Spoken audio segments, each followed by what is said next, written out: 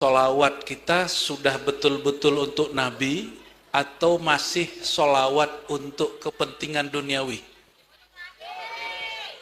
Boleh kita cek ya. Solawat untuk bayar utang, solawat untuk dapat jodoh, solawat pelaris rezeki, jodoh, utang, rezeki, ya itu dunia nggak? Ya betul. Solawat penyembuh sakit, dunia nggak? Boleh nggak? Boleh. Cuma nanti di akhirat waktu kita minta syafaat, apa kata beliau? Kan sudah aku kasih di dunia. Kan engkau mintanya syafaat rezeki, aku kasih di dunia. Engkau minta syafaat sembuh, aku kasih di dunia. Oleh karena itu Sayyidina Ubay bin Ka'ab itu nanya, ya Rasulullah, berapa porsi solawatku untukmu? Cukupkah sepertiga? Kata Nabi, kalau engkau tambah lebih baik. Setengah, kau tambah lebih baik. 2/3, engkau tambah lebih baik. Apa kata Ubay? Aj'al salati lak kullah. Wahai baginda, aku jadikan semua salawatku hanya untuk engkau.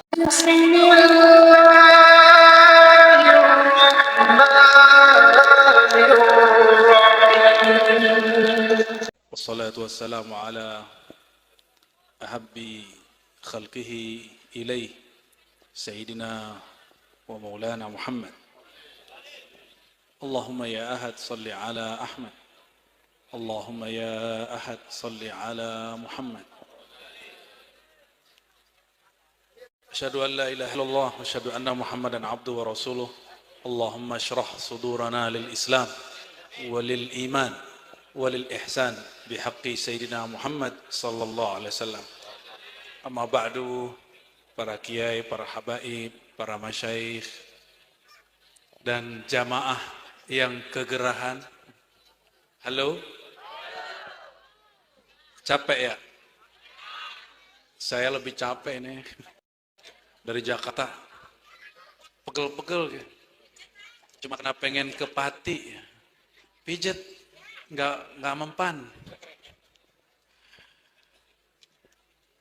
Udah kena ilmu debus. Bapak Ibu, jamaah yang dimuliakan Allah. Semoga setiap yang hadir di kolbunya ada nur. Nur cinta kepada Nabi Muhammad SAW. Dan semoga nur itu sekali Allah hidupkan selama-lamanya tidak pernah padam. Amin. Semoga setiap ada majelis salawat datang. Amin. Siapapun yang berceramah, siapapun yang bersolawat, yang penting ada sebutan Nabi Muhammad sallallahu alaihi wasallam. Nanti di hari kiamat, baginda Nabi Muhammad SAW mengatakan, orang yang paling aku cari, aku perhatikan siapa? Nih, perhatiin yang berisik-berisik nih. Pengen diperhatiin Nabi nggak? Serius? Aksarukum salatan alaiya. Yang paling banyak bersolawat kepadaku. Ini perhatiin, solawat kita sudah betul-betul untuk Nabi atau masih solawat untuk kepentingan duniawi? Boleh kita cek ya. Solawat untuk bayar utang, solawat untuk dapat jodoh, solawat pelaris rezeki, jodoh, utang, rezeki, ya itu dunia nggak? Ya betul. Solawat penyembuh sakit, dunia nggak? Boleh nggak? Boleh. Cuma nanti di akhirat waktu kita minta syafaat, apa kata beliau? Kan sudah aku kasih di dunia. Kan engkau mintanya syafaat rezeki, aku kasih di dunia. Engkau minta syafaat sembuh, aku kasih di dunia. Oleh karena itu Sayyidina Ubay bin Ka'ab itu nanya, ya Rasulullah, berapa porsi solawatku untukmu? Cukupkah sepertiga? Kata Nabi, kalau engkau tambah lebih baik. Setengah, kau tambah lebih baik. 2/3, engkau tambah lebih baik. Apa kata Ubay? aj'al salati lak kullah. Wahai baginda, aku jadikan semua salawatku hanya untuk engkau, bukan lagi untuk pelaris rezeki, bukan lagi untuk percepatan jodoh, bukan lagi untuk kesembuhan. Kalau seandainya salawat nggak sembuh-sembuh, nanti nggak mau salawat lagi. Berarti cinta ke nabinya bersyarat, sedangkan nabi mencintai kita tidak bersyarat. Ibu-ibu ini kan ahli cinta ya. Mau nggak dicintai pasangan bersyarat? Kalau masih cantik, masih dicintai, giliran udah ubanan, udah mulai keriput, atau udah mulai apa nih? Udah mulai nggak jelas lah ya, dibedakin berapa kali juga nggak beres gitu. Itu kan cintanya bersyarat. Nabi mencintai kita tanpa syarat. Maka cintai beliau tanpa syarat. Allahumma salli ala Sayyidina Muhammad. Ada banyak orang datang ke saya menceritakan pengalamannya bersolawat. Sampai ada yang ngomong gini, Ustaz, saya ini kalau pengen mobil saya solawatin. 2 bulan dapat. Ada lagi kiai muda cerita, Ustaz, saya ini kalau pengen bangunan pesantren baru saya solawatin. 40 hari jadi. Kita bilang, oh, khair, bagus. Tapi ada yang lebih bagus dari itu. Solawat itu apakah setara dengan mobil atau lebih besar dari mobil? Halo, masih konsentrasi kan nih? Solawat sama mobil, gedean mana? Serius? Lebih suci mana? Lebih abadi yang mana? Pantas nggak solawat digunakan untuk minta mobil?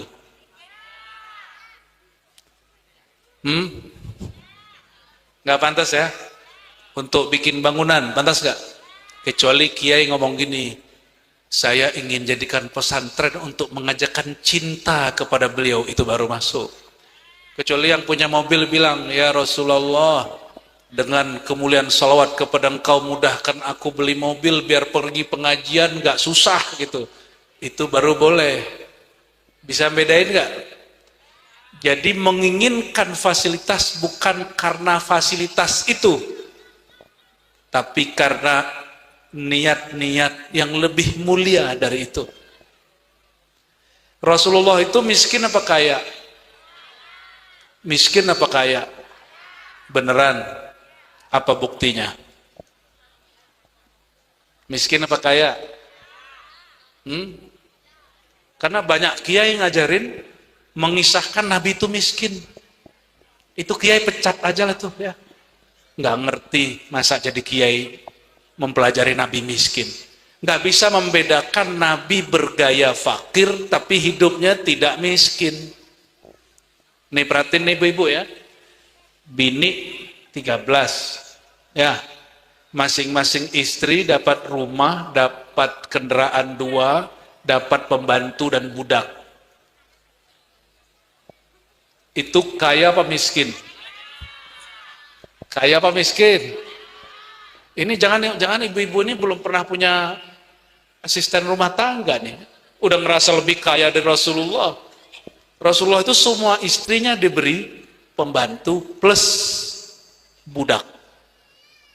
Dikasih hujurat, dikasih kendaraan 2, 1 onta, bahkan 3 onta, kuda, keledai. Mau nggak bu punya suami begitu? Oh, pada diam takut tersinggung suaminya. Mau nggak doain suaminya begitu? Mau. Menikah dikasih kendaraan 3, mau? 1 ontel, 2 ontel, 3 ontel. Allahumma sholli ala Sayyidina Muhammad. Berarti orang pati ini nggak matre, Beb. Itu ngetes doang. Apa adanya. Beneran. Allahumma sholli ala Sayyidina Muhammad. Kata Imam As-Subuki, orang yang bilang Nabi miskin itu mesti diberi hukuman. Mesti apa? Diberi hukuman. Kalau orang-orang ahli zikir, ahli kolbu, babnya lain lagi. Sekarang ini ada ajaran yang mengatakan Nabi kalau sudah mati, apa bahasanya? Nabi kalau sudah mati, ini bahasanya begitu. Maka Nabi tidak boleh, tidak dapat membantu. Ini kesalahannya dua, perhatiin ya. Pertama mengatakan Nabi mati. Nabi udah mati. Nabi udah mati. Yang mati itu jasad Muhammad bin Nabinya nggak mati. Beliau masih Nabi nggak sampai hari ini? Sebelum lahir sebagai Muhammad bin Abdullah, beliau sudah apa kata beliau? Kuntu awwalan nabiyyina fil khalq. Hadis ini hadis hasan. Aku Nabi pertama. Apa kata beliau? Aku Nabi pertama, bukan Nabi Adam, Nabi pertama. Ini ada guru agama di sini, di sekolah, selain para kiai. Mohon diluruskan kurikulum sekolah kita. Di kurikulum sekolah masih ditulis Nabi pertama, Nabi Adam. Itu bertentangan dengan kalam sang Nabi. Sang Nabi mengatakan, kuntu awwalan nabiyyina fil khalq. Nabi pertama aku. Fil khalq, di kalangan makhluk. Oh itu kan secara ilmu ma'rifat. Enggak, ini hadis Nabi. Ini hadis apa? Hadis Nabi. Tolong.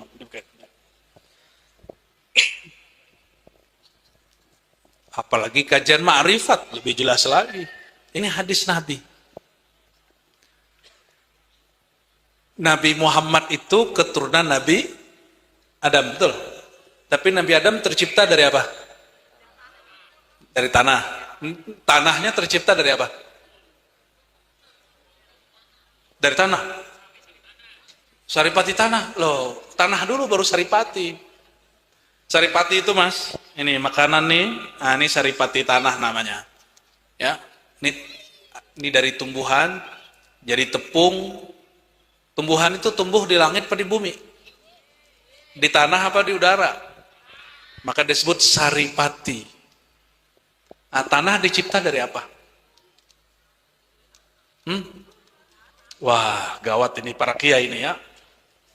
Bismillahirrahmanirrahim. Tanah tercipta dari bumi. Bumi itu bahasa lama, artinya tanah. Dari apa, yuk? Dari tanah. Itu bolak-balik namanya, tong. Terus ngapain baca kitab maulid dari kemarin? Ini udah berapa tahun kita baca kitab maulid? Kita itu baca kitab maulid, di kitab maulid semua disebutkan, di muqaddimahnya, di tengahnya, di akhirnya disebutkan bahwa alam tercipta dari nur Sayyidina Muhammad sallallahu alaihi wasallam.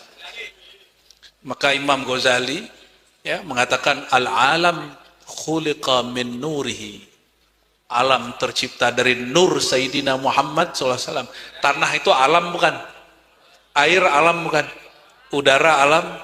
Jadi kemana aja memandang, itu sebenarnya pancaran dari nur baginda Nabi Muhammad SAW. Itulah yang dibaca di kitab maulid.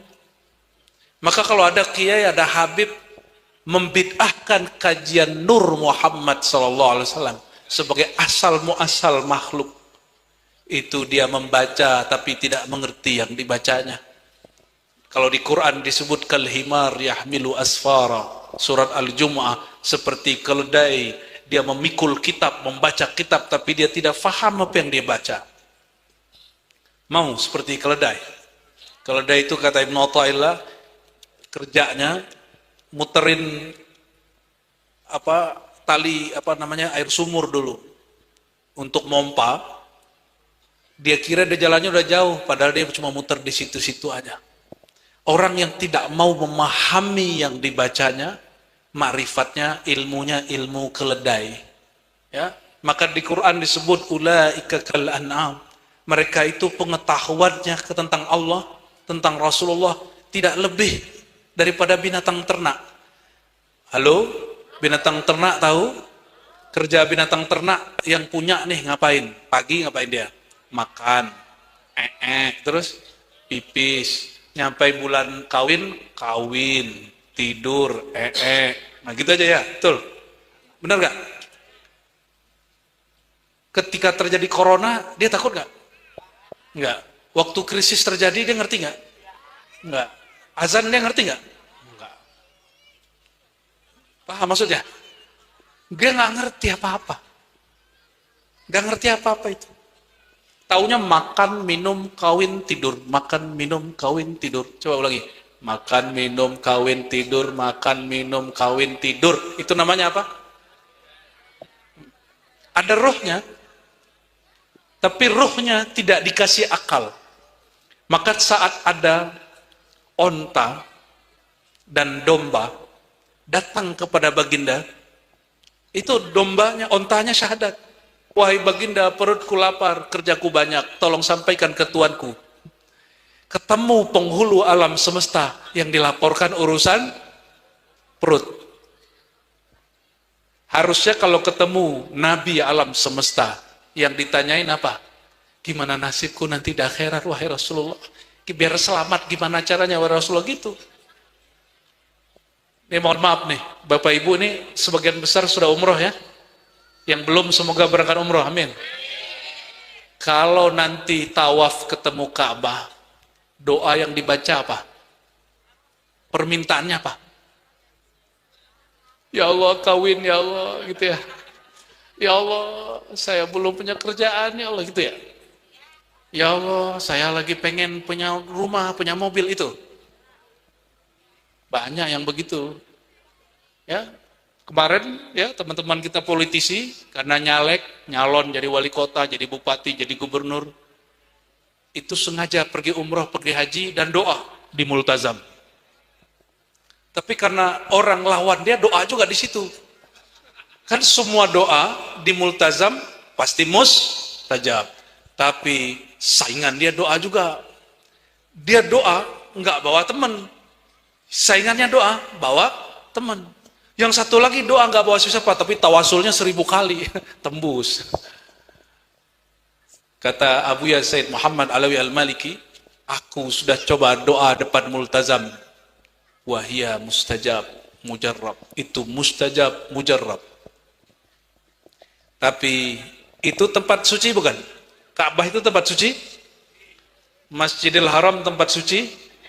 Kalau kita di situ minta dunia, kita sedang mengotori tempat suci. Makanya di Quran disebutkan wa minan nas may yaqulu rabbana atina fid dunya hasanah wa ma lahu fil akhirati min khalaq. Ada orang datang ke tempat suci, dia minta hal yang tidak suci, maka dia tidak dapat bagian lagi di akhirat. Itu maksud kami tadi. Jadi kalau solawatnya suci enggak? Tapi kalau permohonan permintaan hajatnya tidak suci, itu yang disebut tadi. Di antara manusia, ketika dia berdoa dengan bertawasul di tempat atau dengan amal suci, untuk meminta hal-hal yang tidak suci, yang tidak abadi, nggak ada lagi bagiannya di akhirat. Famalahu fil akhirati min khalaq. Dia nggak punya bagian di akhirat. Maka kembali ke hadis pertama. Ingin menjadi orang yang diperhatikan Nabi gak nanti di akhirat? Mau? Nanti di akhirat itu, di padang mahsyar, Bapak Ibu, awal semua orang bangkit, dia cari siapa yang bisa bantu aku. Cari orang dalam. Orang dalamnya Tuhan, ordal. Cari orang yang bisa nyelamatin. Kenapa? Karena ada kalam di atas langit. Ya, mengenai Allah sedang marah. Maka datanglah umat manusia kepada Sina Adam. Ini di Sahih Bukhari dan Muslim. Apa kata mereka? Ini yang datang sebagian besar manusia.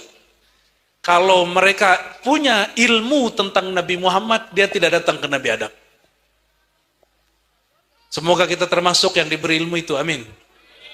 Semoga nanti nggak ikut-ikutan ke Nabi Adam, ikut ke Nabi Adam.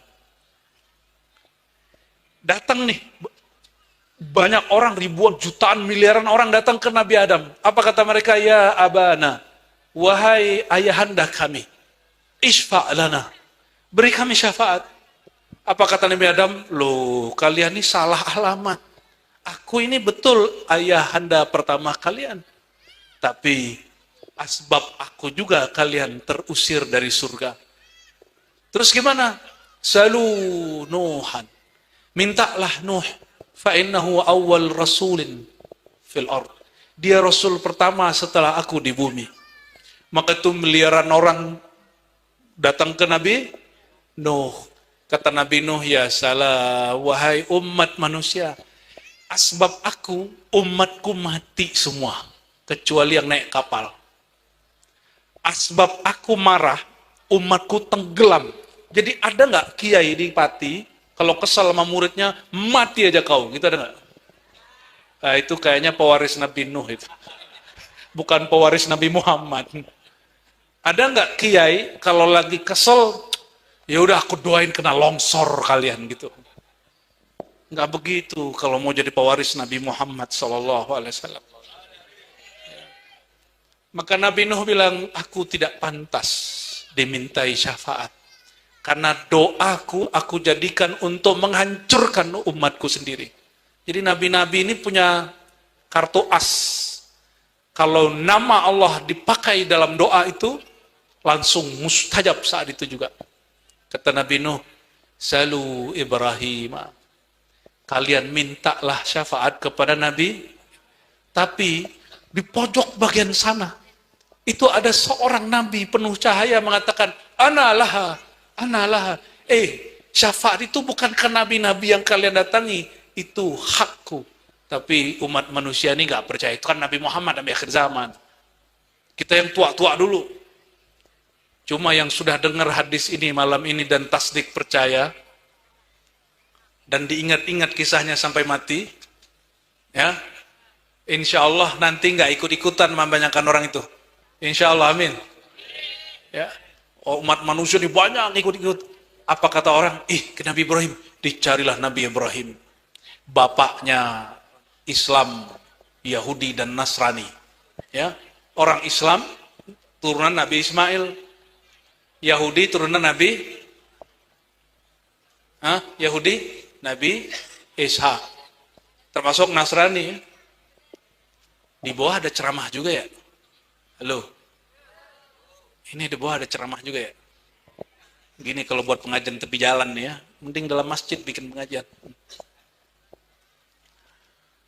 Tapi kalau bukan masjid, ibu-ibu yang lagi kedatangan tamu ya, nggak bisa ikut ya. Ya sudahlah, ngalah kita bib.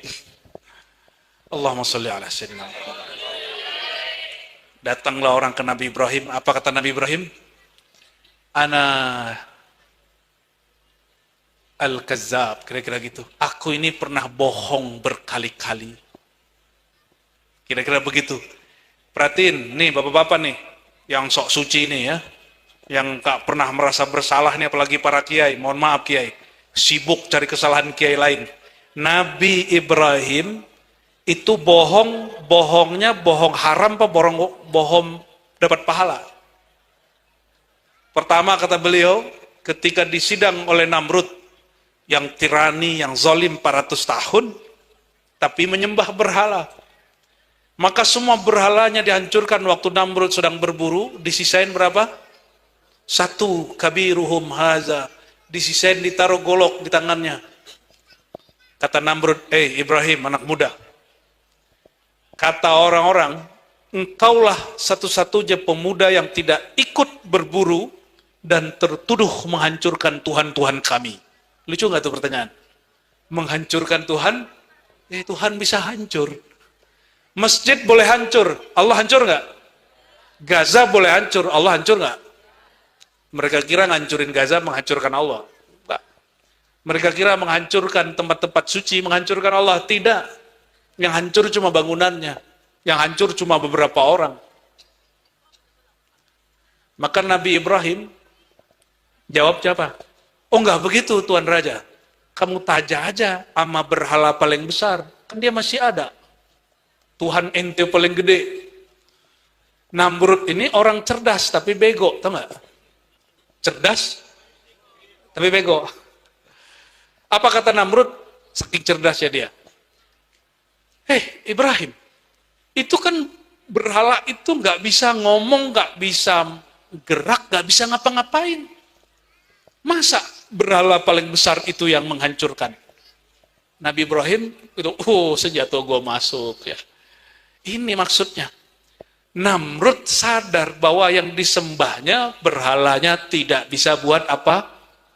Tapi kalau akal sudah kalah oleh kepercayaan, ini akibatnya. Orang pati ini harus kuat akalnya.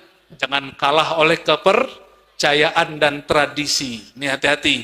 Jangan sampai akal-akal kita kalah oleh kepercayaan dan tradisi. Kalau ada kepercayaan tradisi bertentangan dengan asas akal, kaji dulu. Karena la dina liman la aqla lahu. Tidak ada agama bagi orang yang tidak berakal. Kalau cuma ikutin tradisi dan kepercayaan. Apa kata Ibrahim? Namrud, itu engkau tahu bahwa berhala itu tidak bermanfaat, tidak bermudarat, tidak bisa bergerak, tidak bisa menghidup, mematikan. Terus kenapa disembah? Namrud hilang lagi akalnya, dia ikut kepercayaan dan tradisi. Apa kata orang kalau Namrud ngikutin anak muda? Nih kiai ini bisa jadi malu. Ntar ketemu nih ada gus-gus muda, alim, cerdas, gengsi. Apa kata jamaah? Aneh, kiai tua ikut gus masih muda. Jangan sampai kejadian begitu. Itu Namrud baru itu. Namrud berjubah kiai. Tapi keberadaan beliau-beliau ini tanda beliau nggak gengsi mendengarkan kalam Al-Fakir, meskipun Al-Fakir jauh lebih muda dari beliau ini. Bener ya? Tuanmu lah. Tuan mana? Hah? Tuan ono ini? Gantengan mana? Ono sama ini? Jangan saya, pasti gantengan saya. Allahumma sholli ala Muhammad. Ilmu itu bikin orang tua. Betul nggak? Ada sahabat Nabi, Ibn Kutham. Itu ditanya, anta akbar minan Nabi? Sallallahu alaihi wasallam. Kamu lebih besar dari Nabi? Apa jawaban beliau? Oh, kalau lahir duluan aku. Tapi kalau besar tuaan Nabi Muhammad Sallallahu alaihi wasallam. Itu adabnya. Jadi kalau ini para hadirin hadirat ini nanti punya guru yang muda, ditanya orang, tuan kamu apa gurumu? Jawabnya gimana? Kalau lahir duluan saya, kalau tua, tuaan beliau. Gitu. Maka gelar orang alim itu dalam bahasa Arab syaikh. Apa arti syaikh? Wong tuo. Ya betul, bahasa Jawanya gitu pakai. Mohon maaf pakai ya, tadi jadi candaan ya. Jangan sampai dikutuk aneh, seperti Nabi Nuh mau kutuk umatnya. Allahumma sholli ala Sayyidina Muhammad. Maka Nabi Ibrahim ketika mengatakan yang menghancurkan berhala itu adalah berhala paling besar, itu beliau sedang berbohong? Ya. Tapi maksudnya benar nggak? Ya. Ada kebohongan yang kedua. Kebohongan yang kedua, beliau lagi di Mesir. Di Mesir ini ada raja yang punya kecenderungan seksualnya ke bini orang atau janda. Bini orang. Jadi mesti statusnya istri orang lain. Beliau lagi bawa Sayyidah Sarah, Siti Sarah. Ditanya, Ibrahim, itu cewek, ciwi-ciwi siapa? Nah, kalau cewek bahasa Jawanya apa pakai? Gadis perawan. Gadis perawan. Kalau sudah istri orang? Bojo. Itu bahasa halus apa bahasa kasar? Bahasa garwo. Apa? Gendruwo. Garwo ya, oke. Itu garwonya siapa gitu ya? Apa? Garwonya sinten. Itu Fir'aun langsung kursus bahasa Jawa, Bib. Jadi jawab oleh Nabi Ibrahim. Karena Nabi Ibrahim ini dapat wahyu. Si Fir'aun masa beliau ini punya kecenderungan seksual yang aneh. Kalau Namrud lain lagi sama Fir'aun yang masa Nabi Musa. Ada satu riwayat menyebutkan Namrud ini suka melakukan hubungan seksual dengan binatang, wallahu alam. Ada satu riwayat begitu. Tapi karena ini riwayat-riwayat Israiliyat, bisa jadi benar. Hari ini ada orang hubungan seksual dengan binatang? Woi, jangan-jangan dia tanazul keturunannya Namrud ya. Nauzubillah summa nauzubillah. Sama Nabi Ibrahim, Fir'aun Mesir ini karena dia tahu ini orang punya kelainan seksual, maka dijawab, ini saudariku, masih gadis. Dialoglah mereka. Si Fir'aun cerdas, dan dia kagum dengan kecerdasan Nabi Ibrahim. Pulang-pulang dikasih pembantu, mantan putri suatu negeri yang ditaklukkan dia, namanya Sayyidah Hajar atau Siti Hajar. Tapi kulitnya tidak seputih Sarah. Sarah itu perempuan yang paling mirip dengan Sayyidatuna Hawa. Cantiknya nggak ada apa-apanya dengan semua perempuan di Pati. Ya, jadi yang di Pati ini perempuan itu cuma 0,0000 sekian dari Sarah. Serius loh ya, serius. Apalagi bapak-bapak ini nggak jelas. Ya, tapi laku ya. Kita ini wajah kita mau secakap apapun, itu hanya sedikit sekali percikan dari keindahan wajah Nabi Muhammad SAW. Maka sebenarnya kalau rindu wajah yang indah, wajah yang tampan, yang cantik, sebenarnya dia merindukan wajah Nabi Muhammad SAW. Tapi nafsu masuk, angan-angan masuk, syaitan masuk, berubah orientasi jadi seksual, binatang. Nabi Muhammad kawin nggak? Kawin? Nabi Muhammad menggauli istrinya nggak? Tapi bukan sebagai binatang, sebagai manusia insan kamil, manusia yang disempurnakan oleh Allah. Nabi mencium istrinya, menyentuh istrinya, memeluk istrinya, tapi bukan dengan nafsu kebinatangan. Paham? Makanya Nabi baca doa, biar nggak ikut serta makhluk lain. Pak Kiai, istri masih ada? Masih ada. Ya. Habib? Baru. Mabruk, barakallah. Itu ahli hadroh ini. Jomblo. Selamat menderita. Cepat-cepat habisi penderitaanmu, bro. Separuh nikmat dunia itu menikah. Tapi separuh sesaraan juga menikah. Tinggal jadiin yang mana toh? Sayyidina Muhammad SAW mengajarkan ya, ini kalau mohon maaf, kita nyentuh khusus laki-laki, kita nyentuh istri kita, tapi ada yang ikut menyentuh dia, mau nggak? Hah? Cemburu nggak? Khusus laki-laki. Di saat kita menyentuh istri, ada yang ikut menyentuh, mau nggak? Orang yang menyentuh pasangannya tidak dengan nama Allah, itu syaitan ikut menyentuh. Makanya mas-mas ini nggak akan pernah puas. Nonton bokep lagi di situ. Itu asbab apa? Asbab tidak nyebut nama Allah. Hati-hati. Ya. Hati-hati. Jangan mau naikin birahinya, terus nonton bokep dulu. Haram hukumnya. Gimana caranya? Ya bikin yang itu aja dipoles. Ngapain ngelihat yang nggak beres itu ya? Itu kan ulaika kal an'am. Mereka tuh seperti birahi binatang ternak, nggak menyebut nama Allah. Tadi binatang ternak ngapain aja?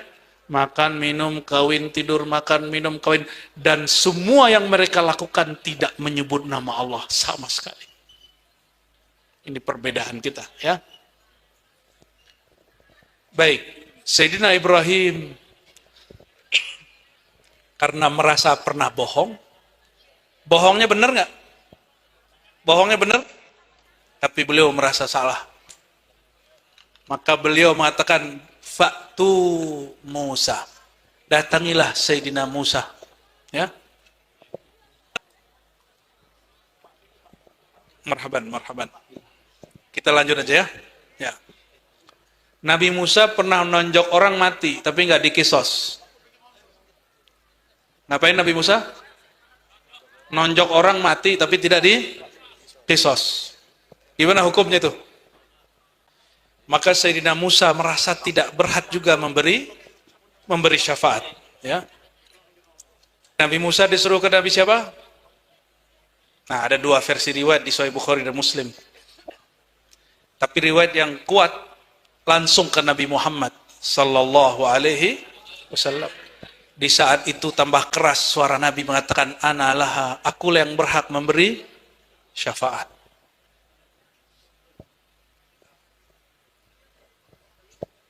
Ingin dapat syafaat Nabi nggak? Biar gampang, nggak usah berat-berat ngamalinnya, nggak usah masuk torikot juga, ya, nggak usah ikut mazhab mana juga. Mau? Serius? Sudah hafal doa azan? Doa azan hafal nggak? Doa setelah azan hafal? Coba baca sama-sama.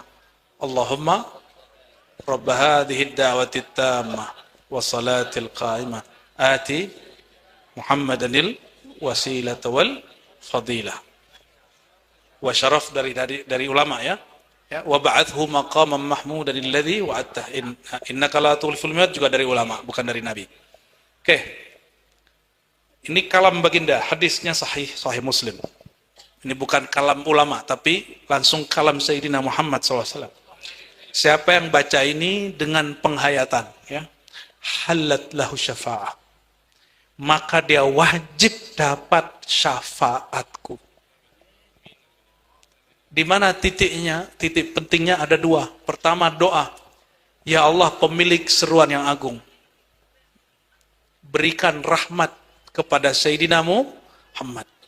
Terus yang paling penting yang keduanya, ada kalimat al-wasilah. Gimana bahasa Arabnya, gimana tadi? Ati Sayyidina Muhammadanil wasilata wal fadilah. Berikanlah sang Nabi wasilah. Apa kata beliau? Ini hadis Imam Muslim, gabungan dengan Tirmizi dan Ahmad. Al-wasilah a'la manazil fil jannah. Wasilah itu salah satu tempat tertinggi di surga. Surga, tempat tertingginya itu langsung di bawah arasnya Allah. Itu tempat paling cepat kalau berdoa. Lalu beliau ada tawadu. Apa arti tawadu? Tawadu'a, meletakkan kesombongannya dan mengatakan, arju an akuna ana huwa. Aku berharap itulah aku. Padahal sudah pasti Nabi Muhammad sallallahu alaihi wasallam. Lalu apa kata beliau? Siapa yang berdoa, bersolawat setelah azan dan kalimatnya sampai kepada berikan Sayyidina Muhammad al-wasilah, halat lahu syafaati, dia pasti dapat pertolonganku. Mudah toh? Mudah? Nggak perlu masuk torikot kan? Ya, betul ya? Kejebak deh. Nggak perlu bermazhab, kejebak ente. Itu hadis dapatnya dari siapa? Langsung dari Nabi. Ada yang dengar Nabi hari ini? Nabi jasadnya, bukan kenabiannya, tahun 11 Hijriah wafat. Betul? Jasadnya. Sekarang sudah 1446. Kalau ada orang bilang, langsung aja ke Nabi Muhammad, gak usah ikut imam. Itu orang kena prank. Kenapa? Ketika kita tanya, terus kita kalau langsung ke Nabi, pakai kitab siapa? Kata dia, pakai kitab Imam Al-Bukhari. Pernah dengar Sahih Al-Bukhari nggak Bu? Bapak? Pernah? Imam Betul, pernah dengar? Imam Bukhari itu nulis kitab hadis yang bener-bener aja. Judulnya Al-Jami' As-Sahih. Orang yang nggak mengerti dikira hanya Imam Bukhari dan Muslim yang nulis Sahih. Imam Syafi'i tidak, Imam Malik tidak, Imam Ahmad bin Hanbali tidak, Abu Hanifah Hanafi tidak. Jadi kalau mau ikut Nabi nggak usah ikut Imam Abu Hanifah Hanafi, Maliki, ataupun Syafi'i Hanbali. Langsung saja ke Nabi. baca kitabnya Bukhari dan Pak Khori ya. Gak connect ini ya. Bukhari itu duluan mana sama Imam Syafi'i? Duluan Imam Bukhari? Pantesan kita wajib ke negeri Pati. Sekedar ngasih tahu malam ini. Duluan mana? Bukhari apa Syafi'i? Bukhari ya? Oke. Kapan lahir Imam Bukhari? Nggak ada di KTP, nggak ada. Di Dukcapil nggak ada. Nggak terdaftar. Karena beliau lahir, belum ada negara ini, belum ada negara Uzbek. Dia lahir di negeri namanya ada satu kota namanya Bukhara, maka disebut orang Bukhara, bahasa Arabnya Al-Bukhari. Orang Pati, bahasa Arabnya apa, Bib? Al-Patawi, orang pete, gitu ya. Salah kita. Imam Bukhari itu lahir tahun 194. Perhatiin, tahun berapa? Imam Syafi'i lahir tahun 150. Tuan mana? Imam Syafi'i wafat 204. Ulangi. 200. Imam siapa? Imam Bukhari wafat 256. Lebih muda siapa? Jumpa nggak? Imam Syafi'i wafat umurnya baru 10 tahun. Imam Syafi'i wafat di Mesir, dia lahir di Uzbek, Rusia. Ketemu nggak? Nggak ketemu. Jadi duluan siapa, Pak? Syafi'i apa Bukhari?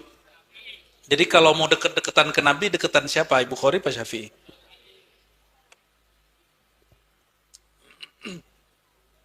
Nah, ini yang menjebak orang baru tobat. Ya. Ini banyak yang baru tobat di Jakarta, Bib. Itu langsung sarung jadi bid'ah, Bib. Yang soheh celana di ini yang gantung-gantung dikit itu. Ya, padahal itu celana dipakai celana dalam orang Arab. Yang putih-putih itu loh. Saya kalau berangkat sini kan tadi pakai begitu. Itu celana bukan celana luar. Orang Arab kalau pakai gamis, dalamnya pakai celana kayak celana pangsi begitu kalau di Betawi. Itu nggak elok dipakai di saf pertama. Ini udah begitu ya, di saf pertama belakang imam jadi. Saking ingin mengamalkan sunnah. Eman itu. Saking semangatnya. Allahumma sholli ala sayyidina Muhammad.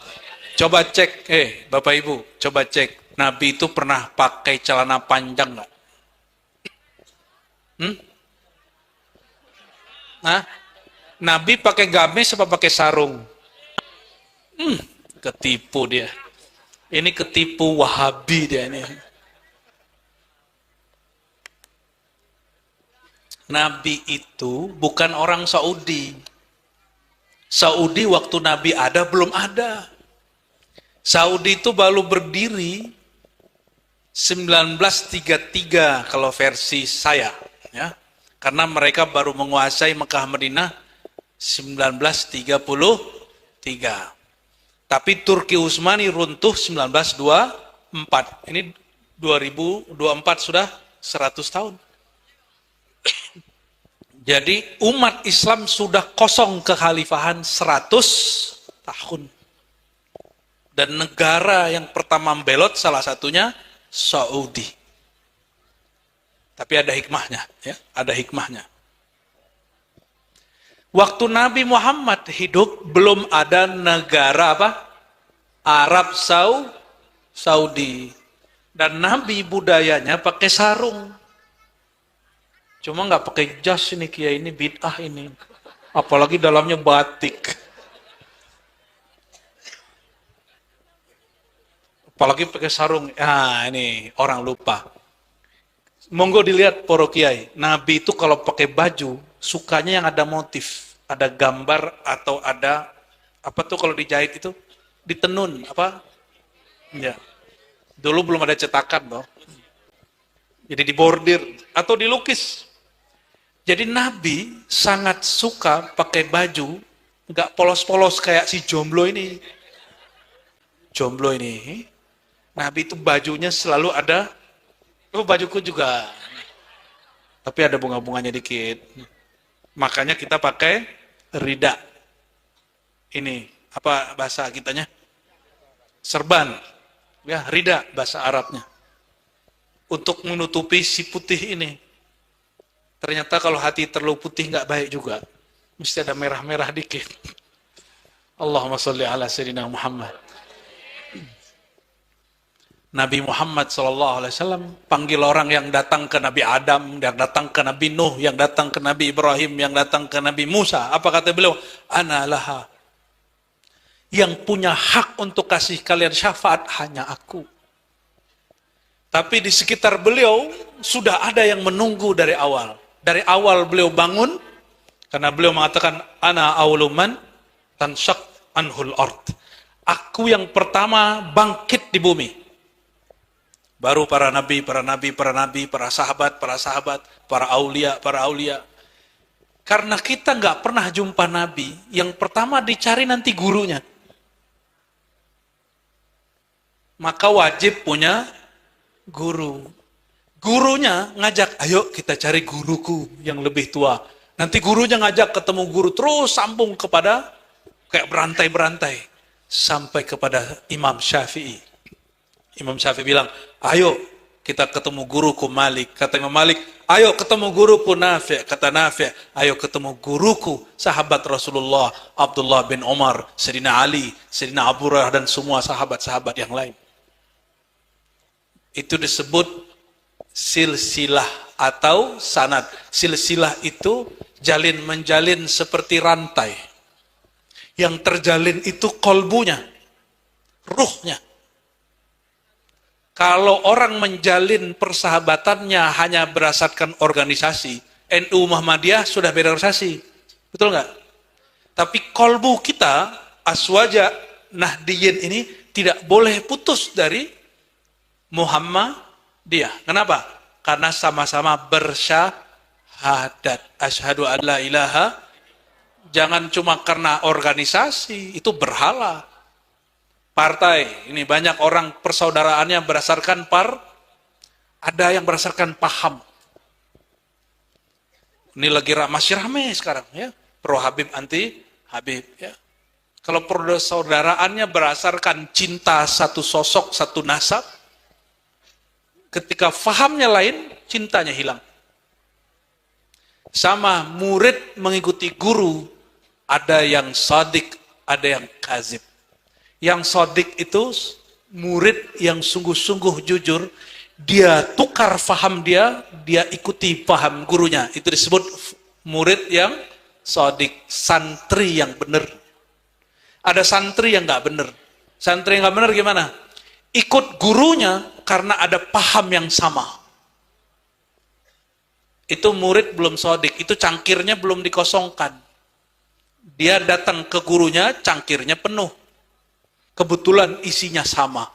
Nanti kalau gurunya bawa cangkir baru, isi baru, kata dia, saya berlepas diri dari sang guru. Ada santri ngomong begitu? Ada. Ada yang ngomong begitu. Kenapa? Dia tidak sedang mengikuti ilmu pengetahuan. Dia mengikuti nafsunya, pahamnya. Maka hati-hati. Senang kajian tertentu, karena leluhur kita senang kajian itu. Ya. Oh Ustadz, Kiai, Gus, saya senang kajian sampean, jenengan. Kenapa? Dulu bapak saya ngajarin hal yang sama. Oh berarti ikut Kiai itu bukan karena ilmu, tapi karena sama dengan ajaran orang tua. Bukan karena mencari sendiri. Itu orang ini nunggu diuji aja. Diuji sedikit terjadi perbedaan antara ajaran ayahnya dan gurunya, nanti dia akan tinggalkan gurunya. Itu sudah banyak terjadi. Mau di pesantren, mau di tarekat, mau di mazhab, mau di hadis, mau di mana aja banyak. Nah, ini bagian terakhir yang mau saya sampaikan ya, karena ada 2 penceramah malam ini dan kami pun mau jalan langsung ke Kelasem, insyaallah. Nanti ada sekelompok orang, kata Nabi, di saat semua orang lagi cari syafaat, itu ada sekelompok dijemput dengan kendaraan yang tercipta dari cahaya dan mereka bergerak secepat kilat sampai di depan pintu surga. Lalu orang-orang di padang mahsyar bertanya, Siapa itu ya Allah? Kata Nabi Muhammad SAW, walaisu bi anbiya wala syuhada. Mereka bukan nabi, bukan orang yang gugur di medan juang. Maka mereka bertanya ini, manhum ya Rasulullah? Siapakah mereka ya Rasulullah? Kata Nabi, itu juga yang ditanyakan orang di padang mahsyar. Siapakah mereka ya Allah? Semoga yang menyimak bagian dari mereka. Kalau enggak bagian dari mereka dapat syafaat mereka yang seperti cahaya itu. Amin. Kata Nabi, hum al-mutahabbuna fillah. Mereka adalah orang yang berkumpul, berpisah, bergerak, berjuang, pengajian, apapun yang mereka lakukan, perkumpulannya, pengajiannya, fillah. Karena lebur dalam mencintai Allah. Sudah lebur semua organisasi, semua tarekat, semua paham, semua mazhab, fillah, dalam mencintai Allah. Kalau si Anu ngaji beda paham, nggak mau datang, berarti bukan fillah. Maka Imam Ahlus Sunnah Abul Hasan Asy'ari sebelum wafat beliau ini tobat. Ini tobat, bukan tobat dari maksiat, tobat dari merasa su'ul adab. Beliau ini nulis lebih dari 100 kitab, separohnya judulnya Ar-Raddu ala, kritik terhadap kelompok fulan, kelompok fulan, kelompok fulan. Apa kata beliau? Aku bersaksi, anni la ukaffiru ahadan min ahli kiblah. Aku tidak lagi mengkafirkan siapapun yang masih bersyahadat berkiblat kepada kiblat Nabi Muhammad sallallahu alaihi wasallam. Saya mau tanya nih, Wahabi kiblatnya kemana? Wahabi. Sama nggak? Jemaah tabligh sama nggak? Sama? Tarekat Sufi sama nggak? Sama? LDII sama nggak? Maaf Kiai ya, ini babnya bab cinta. Kalau kita ngaji paham, kita pasti beda sama mereka. Ini bab cinta. Kalau paham, kita bahas di bahsul masail. Jangan di bab dakwah. Kalau di pengajian terbuka, hindari bagian-bagian yang itu. Fa aslihu baina akhawaikum. Orang beriman yang bersyahadat itu, mereka bersaudara. Islah antara mereka. Ini bab beda faham sedikit, sudah mulai bentrok ya. Cuma beda torikot, sudah bentrok. Udah sesama aswaja, cuma masalah nasab, sekarang benci-bencian. Padahal Nabi mengatakan, ta'allamul ansab, ta'allamu ansabakum, pelajari nasab kamu, tasilu arhamukum, supaya kasih sayang kalian bertambah. Harusnya goal orang ngaji nasab apa? Persaudaraannya nambah. Kita doakan yang ngaji nasab baik pro dan kontra, nanti mereka diberikan data-data secara fisik, secara rohani, ternyata mereka saudara. Nanti mereka peluk-pelukan lagi, amin. Ya Rabbal Alamin. Maka semoga semua menemukan cintanya hanya karena Allah. Ya, tapi jangan sembarangan mengatakan ana uhibbuka fillah. Aku cinta engkau karena Allah. Kenapa? Kata Imam Sya'rani, siapa yang berani mengatakan cinta karena Allah, milikmu, milikku. Berani? Hah? Nanti kalau kita minta motor dia berani nggak? Hatta ini kepada sahabat. Saking cintanya karena Allah, bininya 4, dia bilang, aku cerain 1 kasih ke kamu. Ada yang berani gitu? Oh, nangis Bombay 40 tahun. Nggak ada yang berani begitu. Itu al-mutahabbuna fillah. Orang yang cintanya karena Allah. Maka doa al-fakir malam ini tidak lebih. Allahumma rzuqna hubbaka wa hubba man yuhibbuk waj'al lana al-amal alladhi yuballighuna ila hubbik. Ya Allah, dengan penuh rahman rahim, dengan kasih sayangmu kepada Sayyidina Muhammad SAW, maka kami memohon, ya Allah, berikan juga kami rasa cinta itu kepada engkau dan kepada kekasih engkau Sayyidina Muhammad SAW.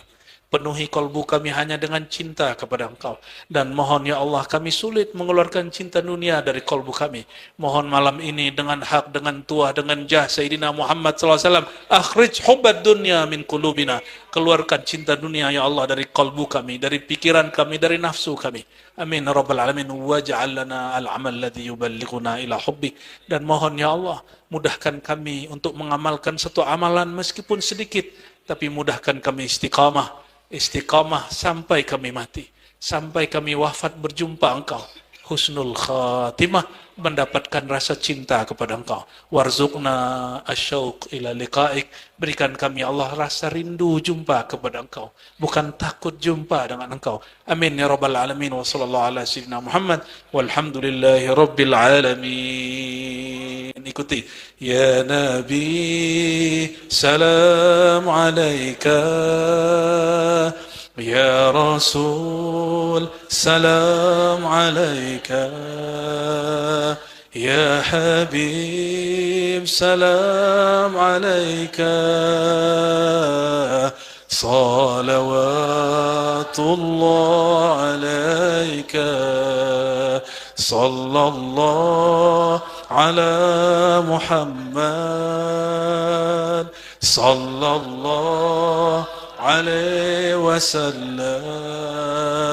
صلى الله على محمد. صلى الله عليه وسلم. الصلاة والسلام عليك يا نبي الله، يا أبا الأرواح، يا نور الأنوار، يا النور الأنول، يا أحمد، يا أحيد، يا محمود، يا من رفعته بقولك ورفعنا لك ذكرك. الفاتحة.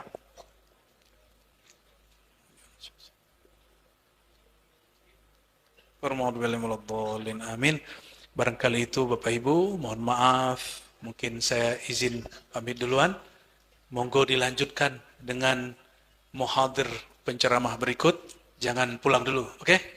Supaya cintanya utuh. Sepakat? Ya, saya mohon izin kepada para kiai, habib untuk pamit duluan. Assalamualaikum warahmatullahi wabarakatuh. Bismillahirrahmanirrahim.